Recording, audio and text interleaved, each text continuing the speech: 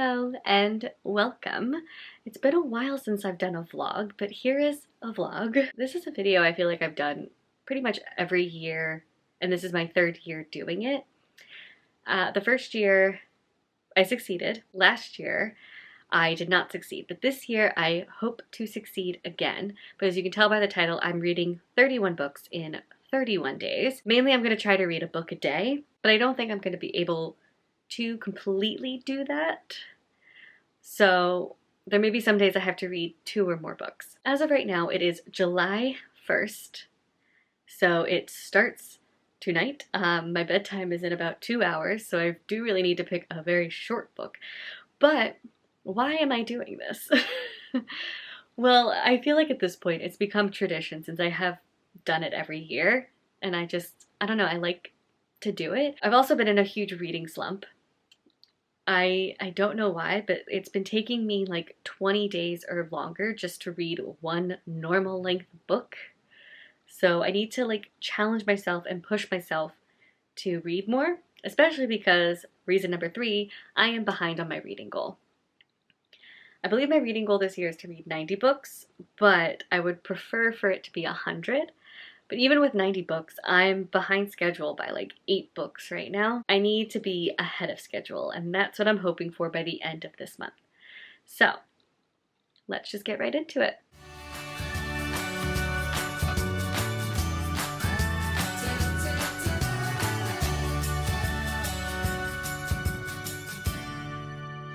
Okay, first book finished, and that's Country Fail.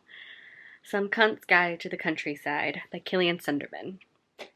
I got this book last year because I saw a TikTok of this guy talking about ditches, and it was his promo for this book, and I laughed hysterically watching that TikTok. I found it so funny, so I bought his book. And he's a Irish comedian, and it's about his time where he decided to do like a 2-week detox of social media and be in the countryside and see what he can learn from the country, not the city. Of course, because he's a comedian, he's got to put some like his little like comedic flair into it.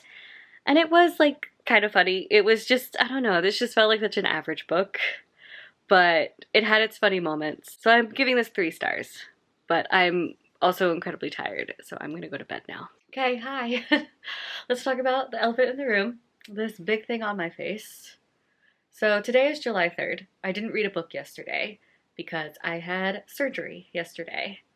It was for my ear, or like my ear canal, and they had to go through the nasal passage to get there.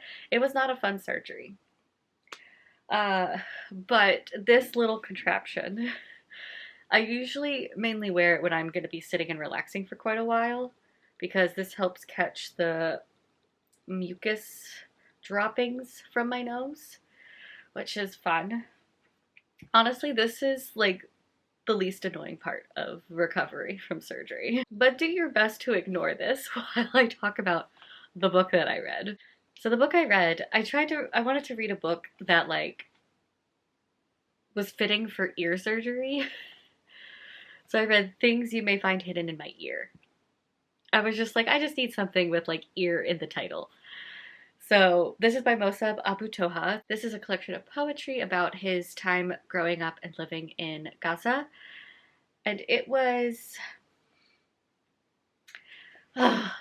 poetry is so hard to rate because it is so subjective and it's so vulnerable. I'm not going to talk for too long because I am very tired and I'm about to go to bed. But the thing with this book is I think it is very vulnerable and he is very open, and it's a very tough experience to read about, but ultimately it's not my style of poetry that I like to read.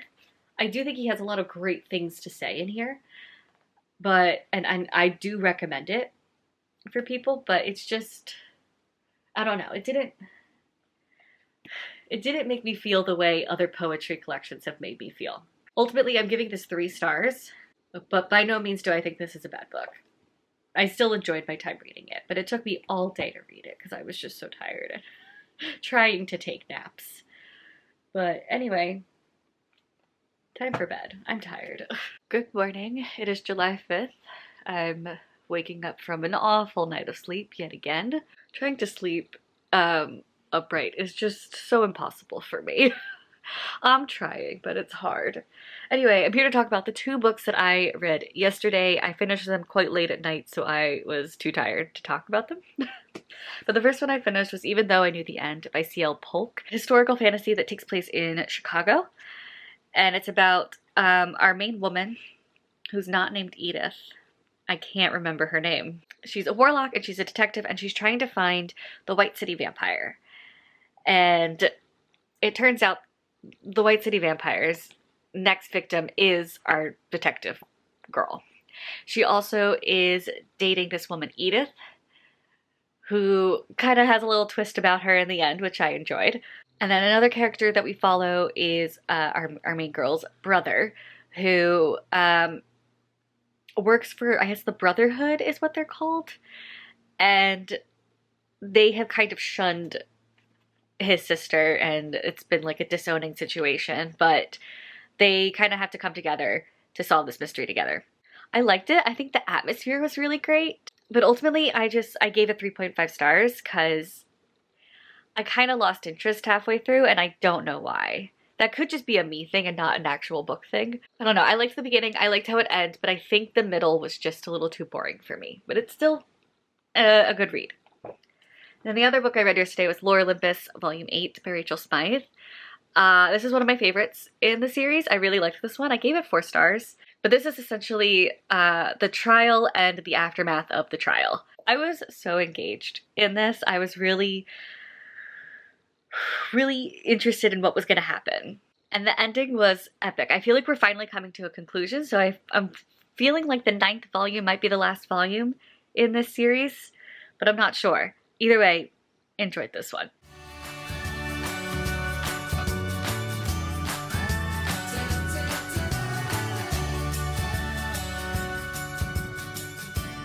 Morning.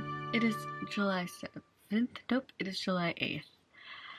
It's been a while. It's been a bit since I've read a book. That's not what was supposed to happen. I thought getting surgery, dealing with recovery, I'm like, oh my god, I'm gonna have so much time for reading. I'm not gonna be at work. No, instead I'm gonna not be able to get any sleep, so I am tired all of the time, and it is difficult to read. Yeah, so I've been like trying to sleep and just not succeeding. But I did manage to finish a book last night, and I finished Pet by Kweki Emezi. And now I'm behind, I think, by 3 books. But I'll catch up. I'll do it. It'll happen. But let's talk about Pet. I loved it. I gave Pet 4 stars because I really enjoyed the story, which, by the way, is a story about this girl. This teenage girl. Her name is Jam. She lives in this, like, world where all the monsters are gone, all the bad people are gone, angels have come and, you know, wiped them out. But then she, like, I don't want to say finds an angel, but she basically just, like, summons an angel. And, of course, it's not what she thought it was going to look like. And the angel tells her that there is a monster. And she's like, but all monsters are gone. They don't exist anymore. And he says, there is a monster, and we have to find it, and we have to kill it. And so it leads her to this whole journey of trying to find this monster. And it was just really interesting. I liked it a lot. I think it had a lot of great, like, metaphors to today's world, and, you know, what monsters look like, what people think monsters look like, even though maybe that's not what all monsters look like. I don't know. It was really, truly a great book. And then the only reason it's not like a 4.5 or a 5 or higher is the atmosphere, I think, of the book was just, I couldn't picture a lot, but other than that, I really liked it. Hello, it's June, oh my god, July 12th. I don't have a whole lot of time to talk because I'm about to leave to go on a road trip for a wedding. It is July 12th and I've only read 2 books since I last saw you. So I'm behind on 5 books. 5. Obviously I won't be able to catch up today. I will be far out of town. But let me talk about these books first. So first, The Princess Diarist by Carrie Fisher. I will forever be mad at myself for something involving this book. So back when I worked at Barnes & Noble, I worked at the one at the Grove, which had a lot of the celebrity book signings, and we had Carrie Fisher sign for this book. And that was before I had watched any Star Wars movies, so I wasn't really a fan. I was just like, oh, well, I know she's Princess Leia, but like, I have no feelings towards that. So I didn't get a signed copy of the book, but now that I have watched Star Wars and love Star Wars, I've watched them multiple times at this point in my life, I'm really mad that I didn't get a signed copy of this book. But this is a memoir written by Carrie Fisher, mainly about her time with filming the first Star Wars movie. Some of like the behind the scenes stuff, as well as kind of like the aftermath of the movie and kind of how it affected her. But I will say the biggest chunk of this book, pretty much like all of it, is about her affair with Harrison Ford. How it started, what all happened, how it ended, everything. So if you want to know the juicy details about her and Harrison Ford, go for it. And then there is also a section of this book that's filled with her journal entries of the journal she kept while filming Star Wars. So if that all interests you, definitely read this. I did like it. I don't know. I feel like I was expecting more from it. I don't know. I think my expectations were high, but that's why it's a 3.5. And then I also read Rebellion by Cass Morgan. This is the fourth and final book in the 100 series. And I really enjoyed the first book, but the previous two books have kind of been duds for me. This one I liked better than the second and the third book. This one actually was pretty fun and action-packed. It's still a 3.5 because I was still kind of just like, let me just get to the end of this book feeling instead of like, ooh, what's going to happen next feeling. But I did really like the whole ordeal they had to go through in this, where, you know, some of their people had been kidnapped by a group of honestly insane cultists. They were a cult. And they had to like go and get them back. And yeah, it was fun. But still only a 3.5. Now, I need to get going. I need to get into my outfit and then I need to go.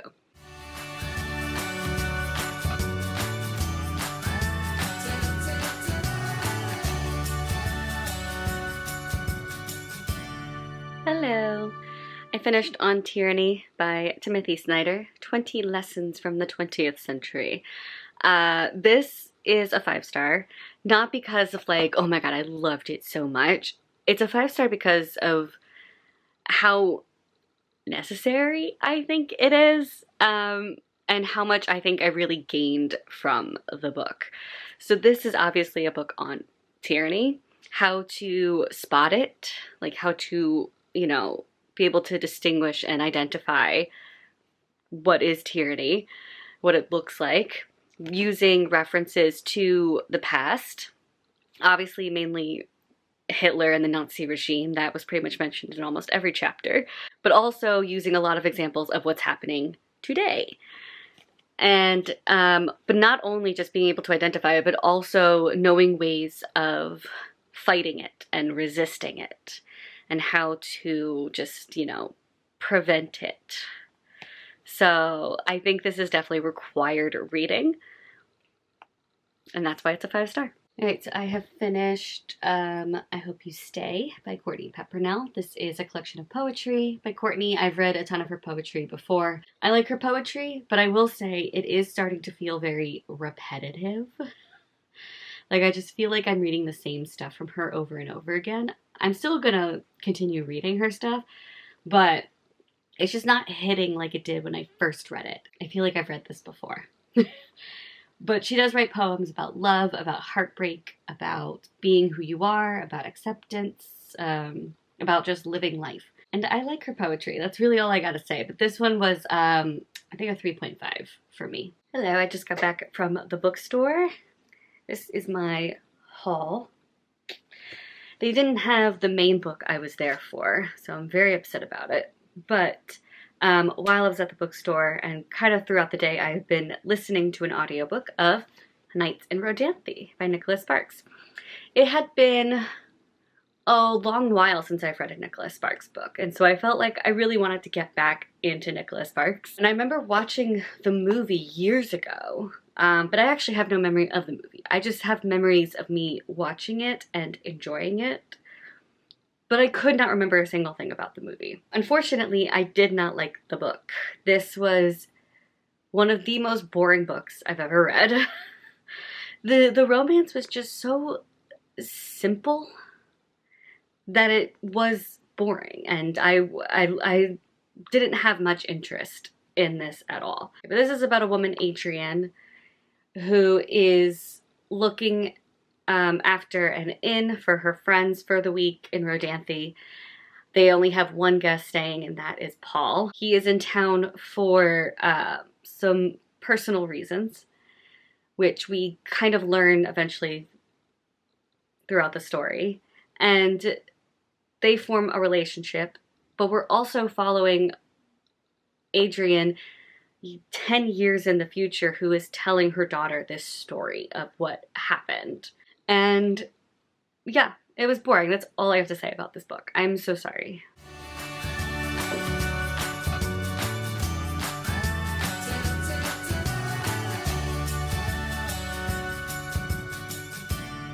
Hello, I have read Mapping the Interior by Stephen Graham Jones, and I'm giving it 3 stars.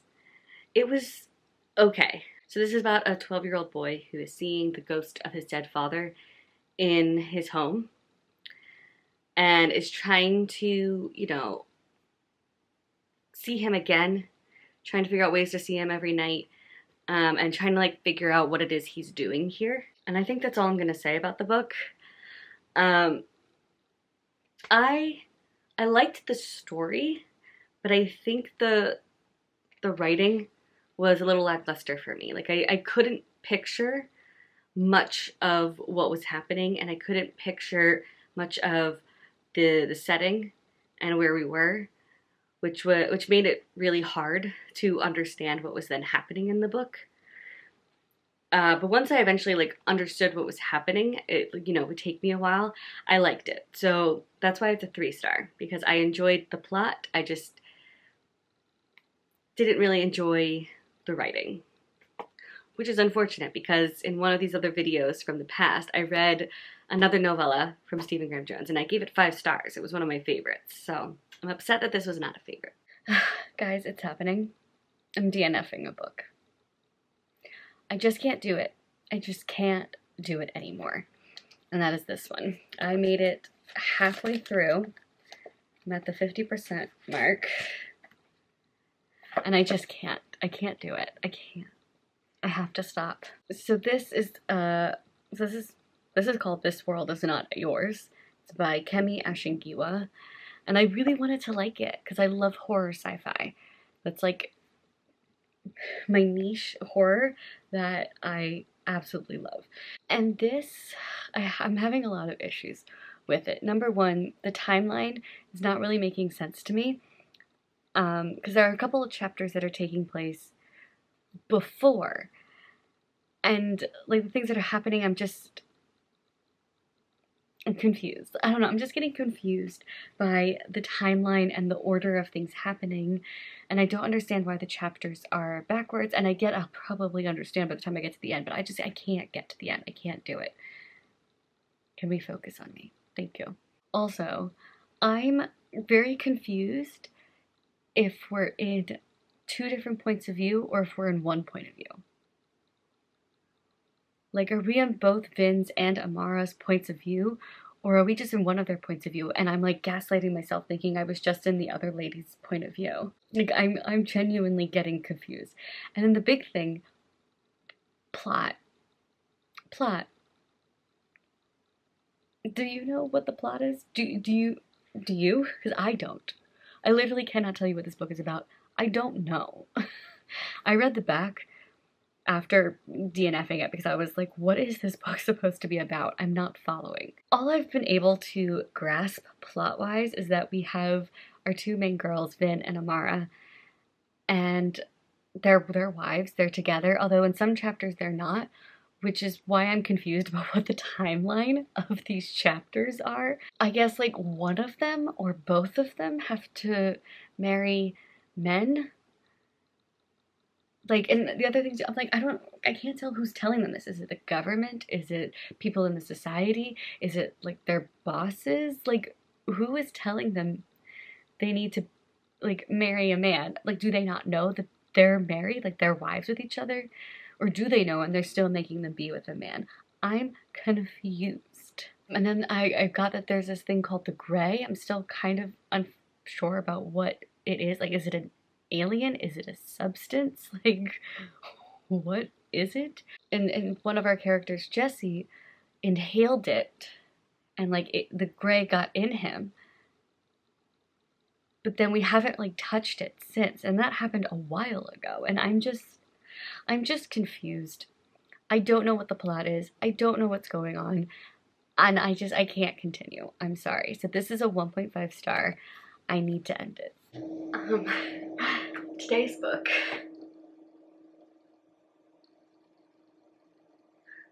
Deep in Uranus by Missy Love. So it's been a while since I've read like an inanimate object romance. This technically isn't an inanimate object romance, but I kind of put it with that genre. This is an alien romance. And I have to say, this might be the worst thing I think I've ever read in my entire life. I wish I could say that it felt like AI wrote this, but like I even think AI could have written this better. Like it was so bad. So basically we have our main girl, Winnie. She's an astronaut. She's flying to the planet Uranus to, you know, I don't even know what she was going there to do, to explore it. But when she gets there, she finds like this spacecraft that like, I've never seen it before. Parks her spaceship on it, gets off, sees this is like, oh my god, I'm discovering something, this is so cool. And then out walks a 7-foot alien. And she's like, oh my god, you're so beautiful. And he's like, so are you. And then they proceeded to have sex. And then the next morning they wake up and they're like, oh, that was really great. But like, our people aren't gonna accept this. Like, my people, your people, they're not gonna accept this. I'm like, okay, how do we know this? That they're not gonna accept it? And then they're like, I know we've got challenges ahead, but we're gonna do it. And he's like, also, by the way, what we did last night means we're mated for life. I'm gonna go talk to the elders now to see if they will accept our union. And even if they don't, too bad. He goes to the elders alone to be like, this is what's going on. I need you guys to accept it. And they're like, okay, give us time to like think about it. As soon as he gets home, he gets back. And she's like, how'd it go? He's like, we'll see. And then automatically a text, he's like, they've made a decision. But before we go, let's have sex again. And then when they finally get to the elders are like, we don't accept. The only way we'll accept is if you prove to us that you have mated right here, right now by doing it again. Just do it in front of us. So they do it in front of them. They're like, oh, okay, you've mated. Well, I guess we accept. And then all of a sudden, that night, she's like, I feel something weird. I feel like a weird sensation. And he's like, oh yeah, by the way, my cum can like make your body change into my species. So that might be what it is. Like, you're changing into my species. These are all good things. Also, by the way, I totally forgot to mention, the morning also after they had sex, she was like, our love is so strong and so deep, it can conquer anything. We've done it before. And I'm like, okay, you just met last night. When has your love ever like accomplished things besides sex, I guess? Anyway, so yeah, so now she's like turning into an alien. But also that same night, they find out she's pregnant. But the thing is, because they've been having sex through a certain other orifice, as you can tell by the title, the baby is in that area.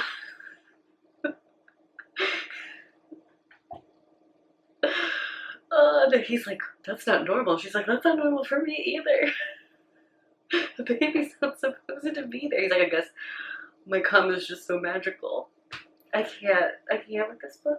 But like, it's not just like the fact that like the plot went so quickly, and also was like, where's the logic in any of this? Because also too, how is she having all of this sex when she's a human and can't even breathe on the planet?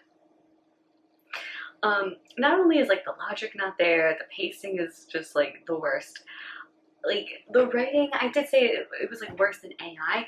It's like literally the most generic writing I've ever read. I mean, like Our Lady, Winnie, she's never even described. I don't know what she looks like. Anyway, yeah, so this is definitely a 1 star.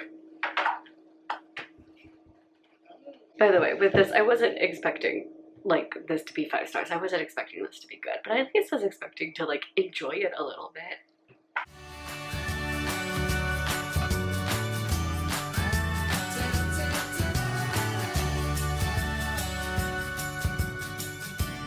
Okay guys, so it is July 20th and I have just read books 14 and 15, so I am behind 5 books. God, I hope I can catch up. Anyway, yeah, so I have read the first 2 books in the Dungeon Club middle grade graphic novel series. First one is called Roll Call, second one is called Time to Party. These are both by Molly Knox Ostertag and Xanthi Buma. I've read a couple of Molly Knox Ostertag. I really like her graphic novels, so happy to report I also enjoyed these, even though they are middle grade. So this is mainly about Jess. Well, the first book is from like Jess's point of view, and the second one is from Olivia's point of view. But Jess is only friends with Olivia. That's their one friend, and they love playing D&D together, but it's just the 2 of them. And Olivia wants to invite more people into D&D, and Jess doesn't want that. She just wants her one and only friend and to just be alone. But obviously by this book, we do get a couple of new friends, some new people, and Olivia is the DM and she's struggling with some stuff at home. So we deal with a lot of bullying. We deal with like, you know, personal stuff going on at home, mainly trying to live up to your parents' expectations of you and what they want from you. We also deal with some gender and sexuality things. One of our characters is bisexual. Our main character, Jess, is dealing with the fact that they think that they're non-binary and researching and trying to understand it more to see if that's how they truly feel. But yeah, so these are really nice. I think they're great. 4 stars. Hello. All my updates are just here in this room because this is pretty much where I do my reading. But I just read Nettle and Bone by T. Kingfisher. I'm giving it 3.5 stars. I've realized this reading slump is more than just a slump that I'm in. It's more of like, I'm just not enjoying reading anymore. Like, I think I would have enjoyed this book better if I was in a reading mood. I don't know. So I just need a book to get me out of this funk that I am in. But it's a 3.5 for me, but this is a fantasy with some romance in it. I've seen people categorize this as horror, and I don't understand. I didn't see any horror in this book whatsoever. But we're following Mara, whose sister is married to the prince, and she needs to sire an heir, but he is very abusive. And so Mara goes on this journey to try and find a way to save her sister and to kill this guy and just save the kingdom, essentially. During this adventure, it's like her as well as a dust wife, a godmother, this guy that they randomly found at a goblin market, and like a whole slew of other creatures and people. One of the creatures that she literally made, a dog out of bones. Yeah, it's very fantastical. I think the writing is great. I think there's a lot of great things about this book, but I'm just not in a mood. I don't know how to explain it, but I think that's why it's a 3.5. I think the writing is good. I think the story is good. I think for me, it might be just, it's just an interest thing. I've lost interest in reading, I guess. I don't know.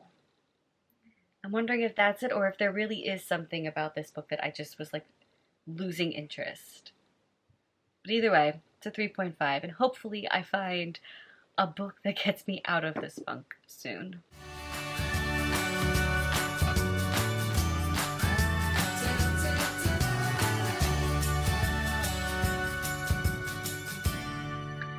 Good evening. It is now an hour past my bedtime, but I have finished Save Me by Mona Kastan. This is the first in the Maxton Hall series. So Maxton Hall was a TV show that came out last year, season 1. I watched it. I loved it. Obsessed with it.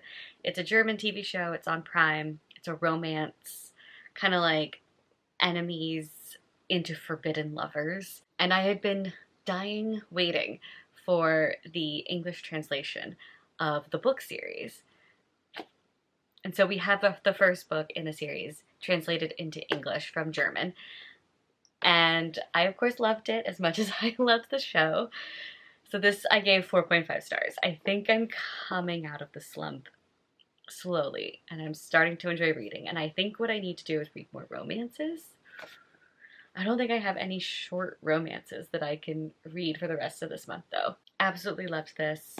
Ruby and James, their chemistry on the show is great, but the chemistry in the book, too, it's just, oh my god. I love reading the chapters from James's point of view, because he definitely is the one who fell first. But I also just love Ruby as a character. She's so smart and very, like, strong and independent, and is, like, very upset at the fact that she's having feelings for James, even though she hates him. The end of this book, though, I think did give me a spoiler for season 2, because the book does not end where the season ends. It ends a little bit after how the first season ends. So I think I got a little sneak peek into season 2, which I'm very excited. Season 2 comes out, I think, in September or October? But this was good. This was good. Good evening. It's not the same day. It's a different day, but same shirt. I just finished reading 84 Charing Cross Road by Helene Hanaff. I'm giving it 4 stars. This is a nonfiction told through letters back and forth between Helene and a bookstore in London. So Helene is in America, and these are letters from like the 1940s to the 1960s. So it spans like 20 years of letters. And Helene sends a letter to this London bookshop and is like, hey, I'm looking for some books. Do you have any that you could send me? And then it just becomes like a little pen pal situation, and just like a really beautiful correspondence, mainly between Helene and Frank, who I believe is the manager of the bookshop. He's not the owner of it.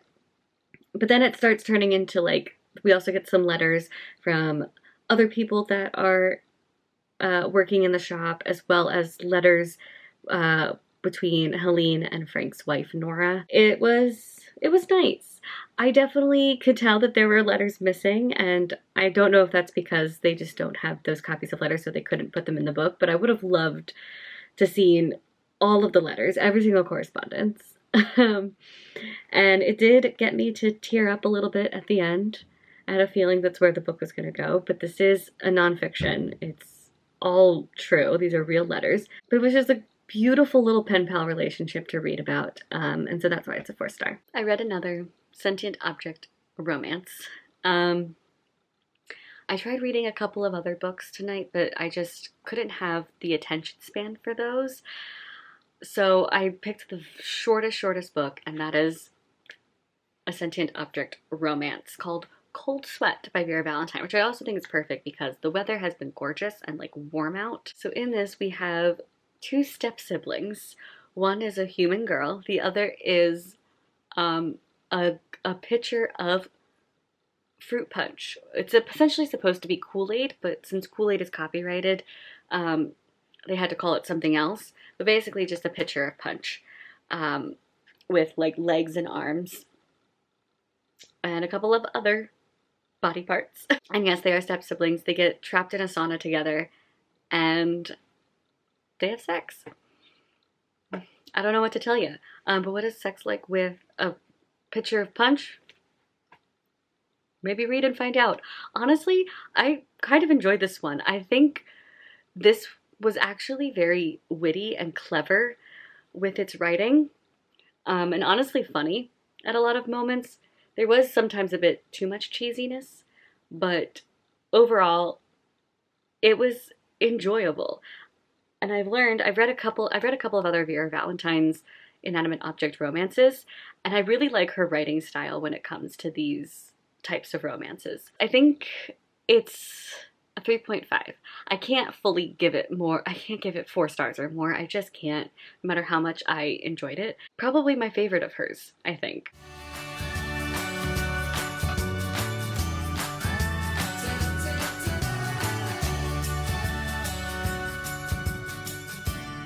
Okay, this morning I read The Ghosts of Rose Hill by R.M. Romero.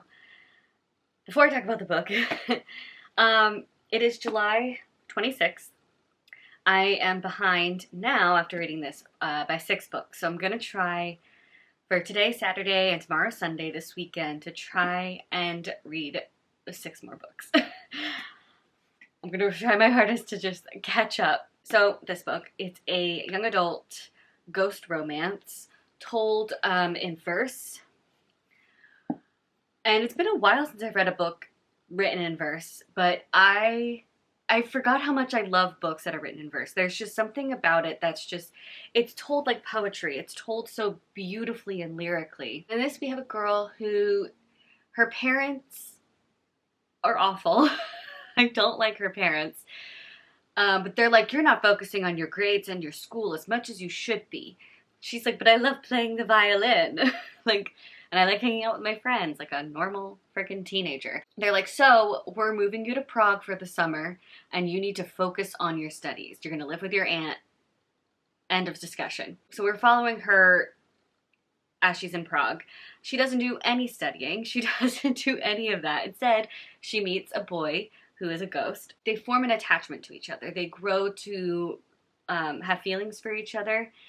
But slowly but surely, he starts getting his memories back, and he's realizing that this guy who he's been living with, along with a couple of other children ghosts, is a monster who's essentially eating their souls, eating their memories, and making these children attached to this immortal monster being. So it's up to our girl to kind of save these children ghosts from this monster. And it was good. I enjoy the story. I'm giving it 3.5 stars just because I absolutely loved the writing. But I did lose interest every now and then in the story. Sometimes I'd be like, oh wait, no, something's happening that I'm really liking, and then I get interested again. I liked it. I would recommend it. That's all I have to say. Alright, so I have showered. I have done my grocery shopping.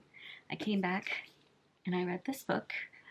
I would have finished this sooner, but I ended up getting on a call with my dad, and that took away some of my time.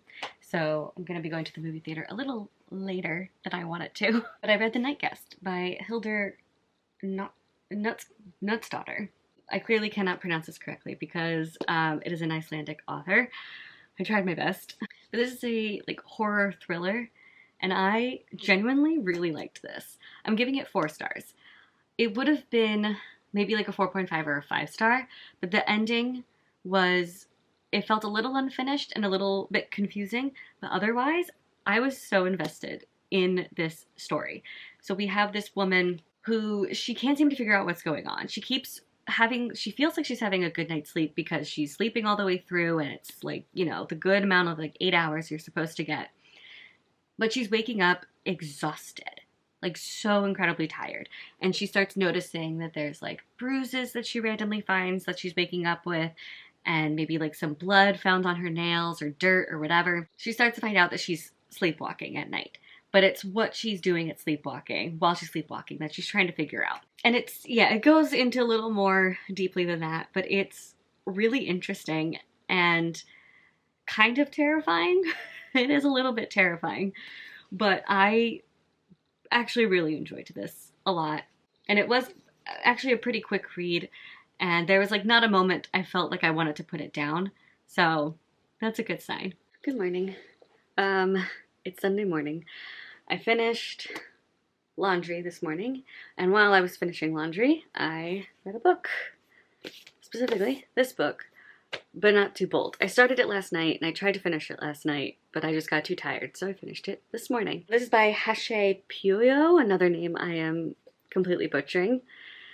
But this is a horror romance with a spider. I actually didn't realize that's what it was going into this. I did not realize it was a romance with a spider, and I was creeped out. For sure. This book was kind of confusing in the beginning. I didn't quite understand what was going on and like the reasons behind certain things happening, but 3/4 of the way into the book, I finally got interested. It's also queer. It's a lesbian couple. The spider is female, and she keeps getting all these brides. One by one, she gets a bride. Something happens, and she'll eat the bride. Either she likes the bride too much, or the bride looks at her funny, or breathes wrong, or like, you know, just does something that the spider doesn't like, and so eats her. And we're following our newest bride in her journeys of being with this spider. And mainly, she's trying to solve a mystery. Some stuff of the spiders have been stolen. She thought it was the bride before our main girl, and our main girl is now trying to solve who actually stole the stuff from the spider, who is the head of the house. She is the owner of the house. Yeah, it was creepy at times, not gonna lie, and pretty weird. It was fine. I'm giving it 3 stars. I didn't hate it, but I was confused a decent amount of the time. Okay, second book of the day has been read, and I mainly just did audio for the book because there's still a couple other things I need to get done today. So I put away all my laundry, and I've been working some stuff on my computer while I listened to this audiobook, so I needed something that was going to be a little mindless. And so I picked up Who Ate the First Oyster.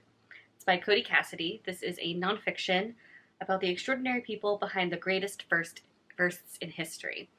So it's basically like, oh, who told the first joke? Who drank the first beer? Who ate the first oyster? Who wore the first clothes? Like, stuff like that. And I'm giving it 2.5 stars. I was kind of hoping, I guess, this would be more like the book Will My Cat Eat My Eyeballs, which I absolutely love and highly recommend. But this book did not give me those vibes at all. I also felt like with this book there wasn't a whole lot of research. Like, I think there was research, but there's only so much research you can do, especially when it comes to like the cave people times.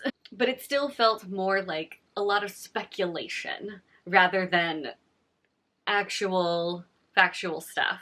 Yeah, and it just kind of, I lost interest after maybe like the 2nd chapter, but I still just stuck with it just so I had something to listen to. So it was kind of boring and not very well researched, but there were some interesting parts for sure, especially towards the end when we had a little bit more research, actual like names of people and stuff, rather than like, oh, this was probably a female who did this. Like, okay, let's not speculate. Anyway, here you go. Hello, here to talk about Wolfpack by Amelia Brunskill. It is almost 7 o'clock now. I've only read 3 books today, and I still am behind on by 3 books. I don't know if I'm ever gonna catch up. I'm gonna try. I'll try to fit in 1 more book today, but I don't know if I'll be able to. I still gotta cook dinner, I gotta take a shower. But either way, I finished Wolfpack. This is a young adult mystery about these girls in a cult, and one of the girls has gone missing, and they're trying to solve what happened to her. And it is told in verse, so made it quick to read. Ultimately, this is a 2.5. Unfortunately, today it's just not been my day for books and for reading. This was just okay. Not even okay. I think there was just, I think what it was there's too many characters. There's too many characters and I couldn't keep them all straight. The only one I could keep straight was the one who was missing. And then once it was like solved what happened to her, it wasn't as like satisfying as I wanted it to be. I think that's all I'm gonna say. I'm starving, so I'm gonna go do that.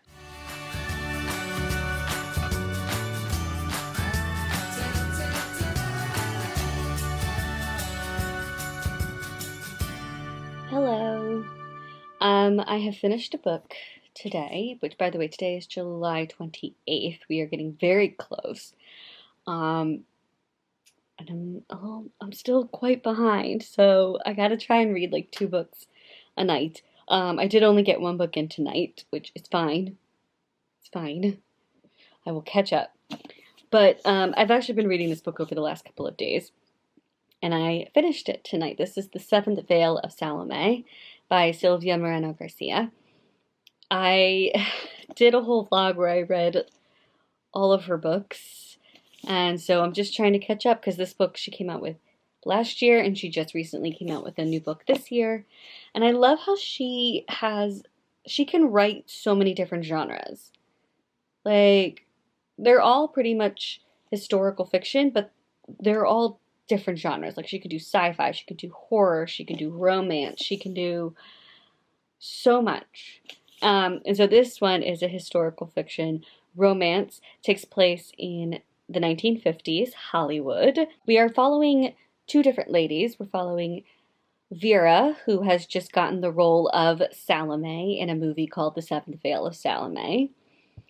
And she's like a newcomer to Hollywood. Nobody really knows who she is. She's from Mexico. So there is a little bit of discrimination in that sense. And then we're also following Nancy, who really wanted the role of Salome, did not get it, and instead is like an extra on the movie, and she hates Vera's guts.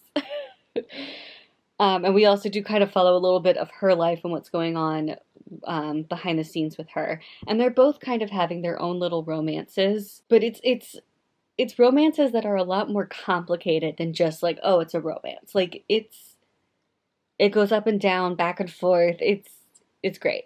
But then we also get points of view of Salome. And at the beginning, I thought it was like, oh, we're actually going back to biblical times, which is when Salome took place, like the actual person of Salome. She's like in the Bible.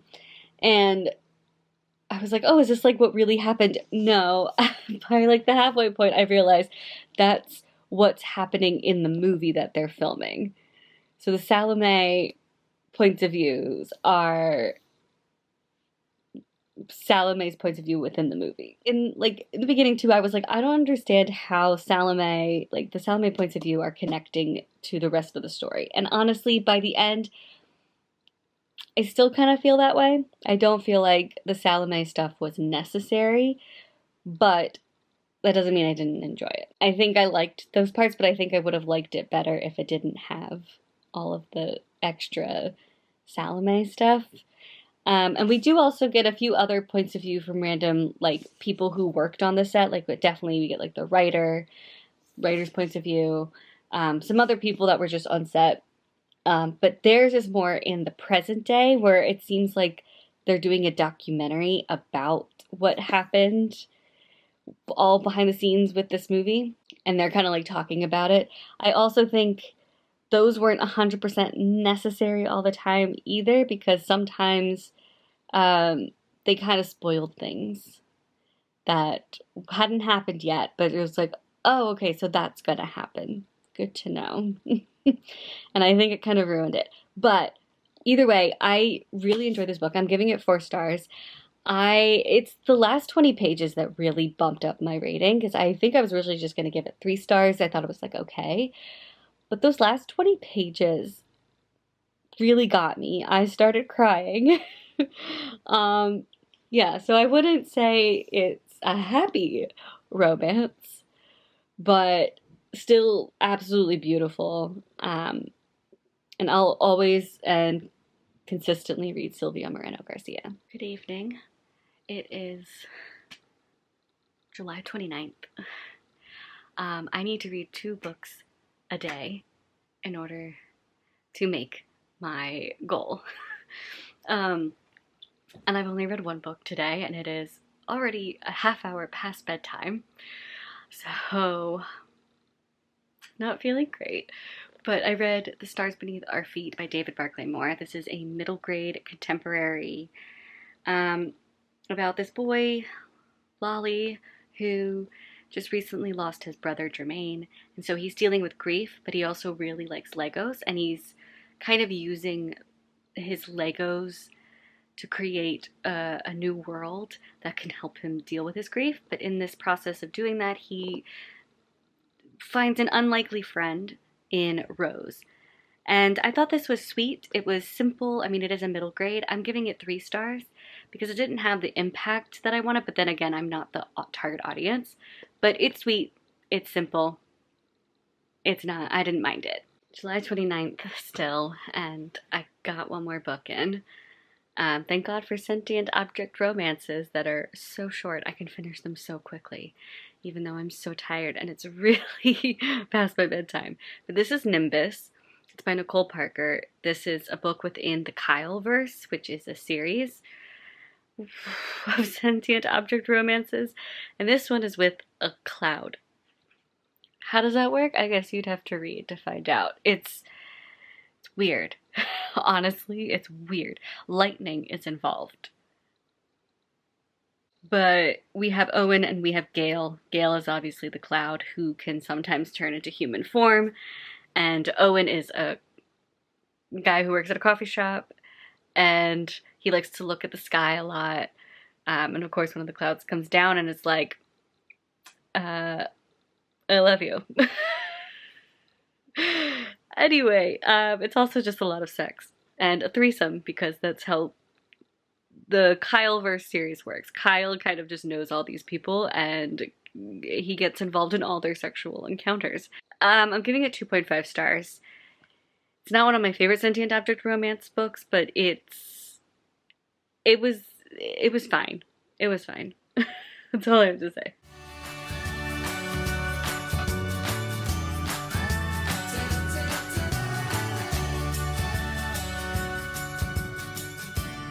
Hello. It is July 30th. And I finished 1 book. I still got 3 more to go. So the book I just finished today is From Here to Eternity. And I just realized you can only see the cover when it's like this. When it's like this, it's kind of hard to see. But this is From Here to Eternity by Caitlin Doughty. At this point now, I have read all of Caitlin Doughty's books. She is a mortician here in Los Angeles. But she also has a couple of videos on YouTube where she just kind of talks about death. Since, you know, she's a mortician. And all of her books are about death. This one is more so about the different cultures and how they treat death, how they deal with a dead body, and how everybody's culture is like different in what to do with a dead body, but also how none of them are wrong. She says it better in the introduction. I highlighted it so I wouldn't forget. But she says, we need to reform our funeral industry, introducing new practices that aren't so profit-oriented and that do more to include the family. But we cannot begin to reform or even question our death systems when we act like little Jean de Brebeufs, falsely convinced we have it right while all these other people are disrespectful and barbarous. This dismissive attitude can be found in places you'd never expect. Still, it is demonstrably wrong to claim that the West has death rituals that are superior to those of the rest of the world. What's more, due to the corporatization and commercialization of death care, we have fallen behind the rest of the world when it comes to proximity, intimacy, and ritual around death. She's basically saying here in the US, we like to think that how we deal with death is the best way, when we can't really do that when other cultures and countries and people have been doing it differently for a lot longer than we have. And there's no right or wrong way to handle death. And she thinks that, I mean, she's an activist for death reform in our country, in the sense that, like, she thinks it's become too corporatized and, like, way too expensive and doing all these, like, lavish things that you don't really need to do. But yeah, but it was super interesting, especially going to other countries and learning their funeral practices and their, like, rituals and stuff. But even not just other countries, but other states. There's, like, somewhere in Colorado that does, like, a whole funerary pyre and a ritual thing, which is kind of cool. But yeah, not just, like, other cultures, but also the history of those cultures and how they've been handling death throughout the many centuries or whatnot. So I think there was a lot of really great research done into this. I would have liked maybe just a few more than what she gave us. I just wish this book was longer, because her writing is so good. I absolutely love it. I could eat up every single word that she says. So Caitlin Doughty, please write another book, because it's good. It's also just, like, fascinating what she writes about. And the way she just talks about it, I want to hang on to every word. So I definitely recommend her book. She has 3 of them. But yeah, I give this one 4 stars. All right, we're still on July 30th, and it is also very much past bedtime. Again, I'm not getting a lot of sleep this week because I'm just trying to catch up on reading. And unfortunately, the only time I've been having are for these sentient object, very short romance books. So we're still in the Kyleverse series with these. I believe it's books 5 and 6. Spread is with a spatula, and also, of course, involves a threesome with Kyle. They all do. And Solved is with a Rubik's Cube. Now, what was interesting is, like, we learned a little bit more of the magic system in this world with these 2 books. So Spread, the spatula is actually a demon. He's a demon who got cursed, I think, to be a spatula, and then, oh yeah, because he made a bet with someone and he lost the bet, and so he got turned into a spatula and couldn't become human until, oh my god, I can't believe I'm saying this, in a video. Until he had sex in 3 different ways. Yeah, and then he became human, and then Kyle got involved. Well, Kyle was also involved when he was a spatula. It's interesting. It's weird. And then we have Solved, the Rubik's Cube one. Some guy who loves solving Rubik's Cubes. He's a cuber. He has, like, the world record for solving a Rubik's Cube. And he cheated. So because of that, he gets cursed into being a Rubik's Cube and can't become human again until someone decides to have sex with him. Someone has sex with him, and then Kyle gets involved afterwards with a threesome, because they're teaching him how to solve a Rubik's Cube without dealing with distractions. And of course, the distraction, sex. Both of these I gave 3 stars. They were fine.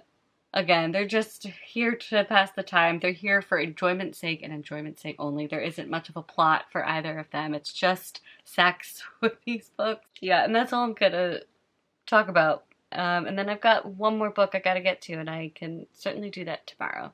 Alright, it is officially July 31st, the last day of the month. And I have read my 31st book. And we are also past bedtime. I meant to listen to this, to the audiobook of this while at work for a bit, but work ended up getting way too busy today, and I had to do work. I couldn't focus on an audiobook while doing menial tasks, because there were no menial tasks to do. So I ended up reading most of this here tonight while cooking dinner, washing my face, all that stuff. And I have to say, I feel so conflicted about this book, because, like, I really enjoyed this book. I loved the writing of this book, and I really enjoyed the audiobook too.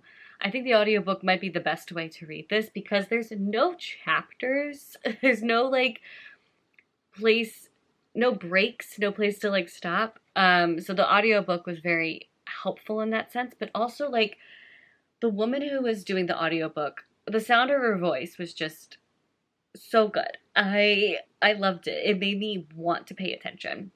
But also this story was just so fascinating and so interesting, and I was hooked.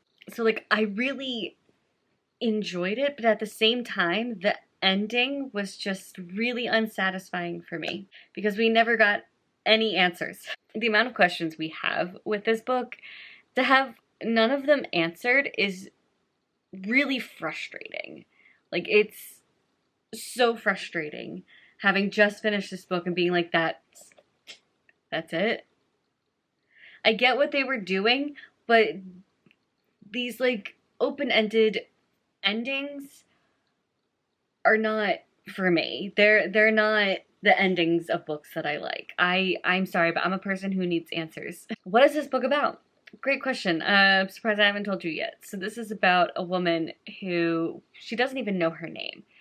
All she knows is that she has been in this prison with 39 other ladies who are all older than her. She, I want to say, when we like first meet her, is maybe like 12 years old, maybe even younger than that. And all of the ladies within this prison cell with her are maybe at the youngest in their 20s, but like 20s to maybe 50s. None of them know why they're in this cell, but they've been there for years and years and years, and they have guards that come and maybe sometimes whip them when they do stuff they shouldn't be doing. But then eventually something happens and the ladies are able to escape and get out. But it's them like trying to find a civilization. And just this, our main character, she like, all she knows is this cell. So she doesn't have any memories of what came before. So she is like a very much a blank slate. She's told about some things by the ladies, you know, about like what their jobs were before they were here, which they also don't know how they got to this cell and in this situation that they're in. But and they're like, oh, and like buses, cars, and she's like, what's that? Like, she's very much a blank slate, doesn't really know anything. So when we're out in the world trying to find civilization and we're seeing certain things that she has never seen before, like she's never seen grass before, she doesn't know what a tree is, and it's all like very fascinating, and the way that it's written with her perspective in mind is incredibly fascinating. But at the end of the day, I think I'm giving this 4 stars because I was so intrigued and I just really enjoyed this writing style. I just need a different ending, but other than that, I enjoyed it. And because it is past bedtime, I am incredibly tired. So I will have to come back to you tomorrow for a wrap up of everything. All right, guys, it is August 8th and we did it. Oh, good. Okay, these are the 31 books that I read in 31 days. That was a workout for my arms. Thankfully, it was a success. Quantity-wise. I feel like quality-wise, it was not the best. I feel like I had a lot of 3s, which is unfortunate. That's okay. I still see this as a win, and I will see you guys later with more videos.